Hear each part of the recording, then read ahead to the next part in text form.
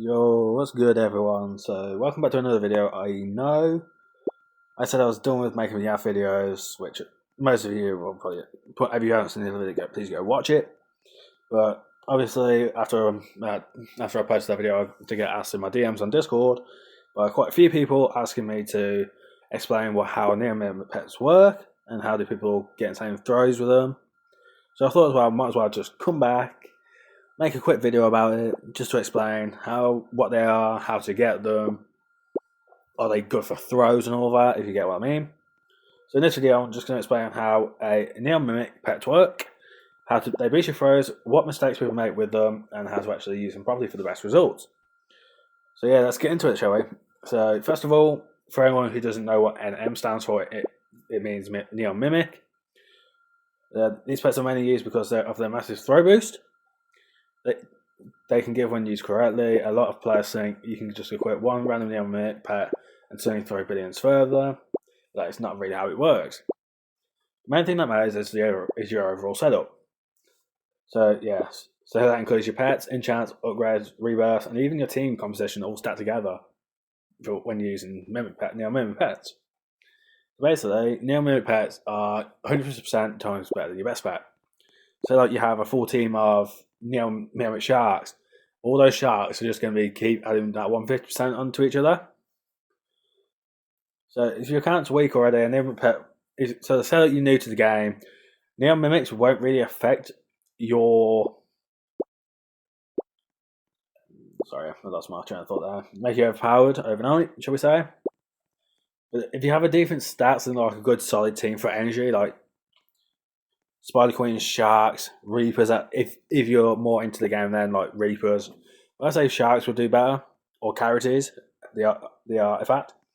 But there's one mistake I see a lot of the time when people are replacing their entire team with Neomimics.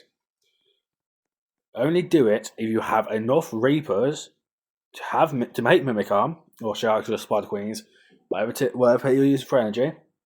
And most of the time it's just better to make them into your team, like slowly mix them into your team instead of just doing them all as Neomimic pets, because that takes too long. Another thing is, don't use wild pets for Neomimic, as they don't really give that much power. Say like you have a wild one slime and your team's a Neomimic Reapers. It's kind of hard there for people to understand that.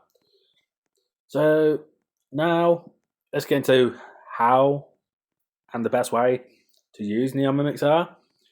Personally, I would recommend testing different combinations instead of copying someone else's exact team. For example, if you see someone with, say, like a full Neomimic Shark team, how about ask them, can borrow a Neomimic Shark, and say, like, you got some nice little artifact mimics to use them instead of just copying people. A good way to get used to it is, for example, if some people benefit more from running mostly stat pets with maybe one or two Neomimic pets in their teams, whilst most longer players and OG players prefer using full Neomimic teams. But if needed, you can always ask someone, say, hey, can I borrow this blah blah for this long? I'll give it back. Another thing is that if you're using Neomimic pets for throws, make sure you have a couple Star Rushes stacked up at roughly 40 seconds. Switch to a power huge, collect with power, and then when you're about to throw, when I throw at 3 minutes 40. I switch to a Rocky before I throw, so I can get a bit of extra boost.